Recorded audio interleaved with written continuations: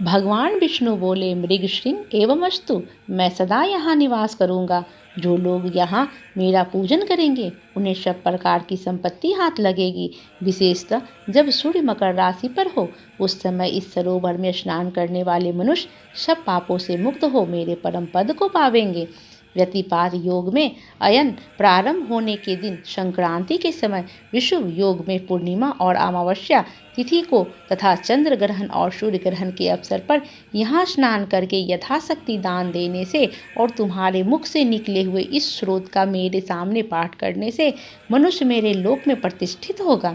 भगवान गोविंद के योग कहने पर उन ब्राह्मण कुमार ने पुनः प्रणाम किया और भक्तों के अधीन रहने वाले श्री हरि से फिर एक प्रश्न किया, कृपानिधे देवेश्वर, मैं तो कुछ मुनि का पुत्र वत्स हूँ, फिर मुझे आपने मृगशृंग कहकर क्यों संबोधित किया? श्री भगवान बोले, ब्राह्मण, इस कल्याण सरोवर के तट पर जब तुम तपस्या में करने में लगे हुए थे, उस समय जो मृग प्रतिदिन यहाँ पानी पीने आते थे, वे निर्भय होकर तुम्हारे शरीर में अपना सिंह रगड़ते थे। इसी से श्रेष्ठ महर्षि तुम्हें मृगशृंग कहते हैं। आज से सब लोग तुम्हें मृगशृंग ही कहेंगे। यूँ कहकर सबको सब कुछ प्रदान करने वाले भगवान सर्वेश्वर वहाँ रहने लगे। तदंतर मृगशृंग मुनि ने भगवान का पूजन किया और उनकी आज्ञा लेकर वे उस पर्वत से चले गए। संसार का उपकार करने के लिए उन्होंने गृहस्थ धर्म को स्वीकार करने का निश्चय किया और अपने अंतःकरण में निरंतर वे आदि पुरुष कमलनयन भगवान विष्णु का चिंतन करने लगे। अपनी जन्मभूमि भोजराज नगर में घर आकर उन्होंने माता और पिता को नमस्कार करके अपना सारा समाचार कर सुनाया। माता पिता के नेत्रों में आनंद के आंसू छलक आए। उन्होंने पुत्र को छाती से लगाकर बारंबार उसका मस्तक सूंघा और प्रेम पूर्वक अभिनंदन किया। वत्स अपने गुरु को प्रणाम करके फिर स्वाध्याय में लग गए। पिता, माता और गुरु तीनों की प्रतिदिन सेवा करते हुए उन्होंने संपूर्ण वेदों का अध्ययन किया और गुरु की आज्ञा ले विधि पूर्वक व्रत, स्नान, उत्सर्ग का कार्य पूर्ण किया।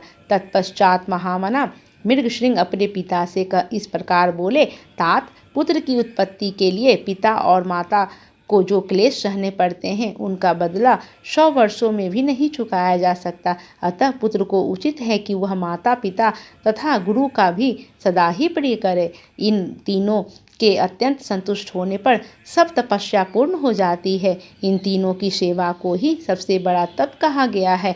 इनकी आज्ञा का उल्लंघन करके जो कुछ भी किया जाता है वह कभी सिद्ध नहीं होता। भगवान पुरुष इन्हीं तीनों की आराधना करने में से तीनों लोकों पर विजय पाता है। जिससे वह तीनों को संतोष हो वही मनुष्यों के लिए चारों पुरुषार्थ कहा गया है। इसके सिवा जो कुछ भी है वह उपधर्म कहलाता है। मनुष्य को उचित है कि वह अखंड ब्रह्मचर्य का पालन करते हुए पिता से क्रमशः 3, 2 या 1 वेद का अध्ययन करने के पश्चात गृहस्थ आश्रम में प्रवेश करे। यदि पत्नी अपने वश में रहे तो गृहस्थाश्रम से बढ़कर दूसरी कोई वस्तु नहीं है। पति और पत्नी की अनुकूलता धर्म, अर्थ और काम की सिद्धि का प्रधान कारण है। यदि स्त्री अनुकूल हो तो स्वर्ग से क्या लेना है, घर ही स्वर्ग हो जाता है। और यदि पत्नी विपरीत स्वभाव वाली मिल गई हो तो नरक में जाने की क्या आवश्यकता है, यही नरक का दृश्य उपस्थित हो जाता है। सुख के लिए गृहस्थाश्रम स्वीकार किया जाता है किंतु वह सुख पत्नी के अधीन है। यदि पत्नी विनयशील हो तो धर्म, अर्थ और काम की प्राप्ति निश्चित है। जो गृह कार्य में चतुर, संतानवंती, पतिव्रता, प्रिय वचन बोलने वाली और पति के अधीन रहने वाली ऐसी उपयुक्त गुणों से युक्त नारी स्त्री के रूप में साक्षात लक्ष्मी है। इसलिए अपने समान वर्ण की उत्तम लक्षणों वाली भार्या से विवाह करना चाहिए। जो पिता के गोत्र अथवा माता के सपिंड वर्ग में उत्पन्न न हुई हो वह स्त्री विवाह करने योग्य नहीं होती है तथा उसी से द्विजों के धर्म की वृद्धि होती है। उसकी कोई रोग न हो, जिसके कोई भाई न हो, जो अवस्था और कद में अपने से कुछ छोटी हो, जिसका मुख सौम्य हो तथा जो मधुर भाषण करने वाली हो, ऐसी भार्या के साथ द्विज को विवाह करना चाहिए। जिसका नाम पर्वत, नक्षत्र, वृक्ष, नदी, सर्प, पक्षी तथा नौकरों के नाम पर रखा गया हो, जिसके नाम में कोमलता हो, ऐसी कन्या से बुद्धिमान पुरुष को विवाह करना चाहिए। इस प्रकार उत्तम लक्षणों की परीक्षा करने के ही किसी कन्या के साथ विवाह करना उचित है। उत्तम लक्षण और अच्छे आचरण वाली कन्या पति की आयु बढ़ाती है, अतः पिताजी ऐसी भार्या कहाँ मिलेगी। कुंती ने कहा, परम बुद्धिमान मृगशृंग, इसके लिए कोई विचार ना करो। जैसे तुम्हारे जैसे सदाचारी पुरुष के लिए कुछ भी दुर्लभ नहीं है।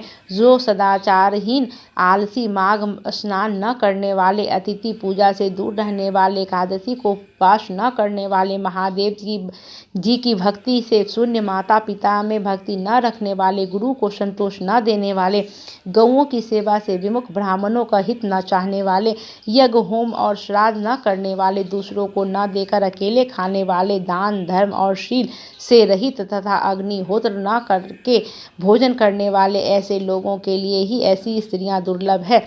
बेटा, प्रातः काल स्नान करने पर माघ का महीना विद्या, निर्मल कीर्ति, आरोग्य, आयु, अक्षय धन, समस्त पापों से मुक्ति तथा इंद्रलोक प्रदान करता है। बेटा, माघ मास सौभाग्य, सदाचार, संतान वृद्धि, सत्संग, सत्य, उदार भाव, ख्याति, शूरता और बल सब कुछ देता है। कहाँ तक गिनाऊं, वह क्या क्या नहीं देता।